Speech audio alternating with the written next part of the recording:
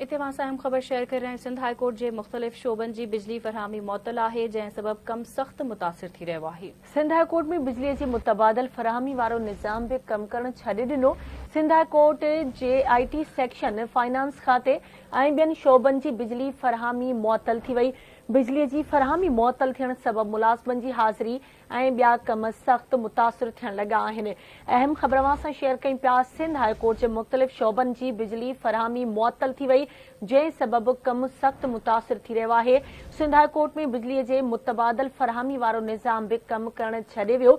Sindh high court के IT section finance खाते ऐं ॿियनि शोबन की बिजली फरहमी मुअत्तल थी वई। बिजली की फरहमी मुअत्तल थियण सबब मुलाज़िमन की हाज़िरी ऐं ॿिया कम सख्त मुतासिर थियण लगा आहिनि। तफ़सील मालूम कंदासीं। असां सां लाइन ते मौजूद आहे आवाज़ न्यूज़ रिपोर्टर ज़ुल्फी चांडियो। जी ज़ुल्फी, छा तफ़सील आहिनि, आगाह कजो। जी, जीअं त सुबुह सिंध हाई कोर्ट जे मुख़्तलिफ़ शोबन जी बिजली सुबुह खां बंदि थी वई हुई। सिंध हाई कोर्ट खे बिजली फरहमी वारो निज़ाम ई कमु करणु छॾे ॾिनो हुयो।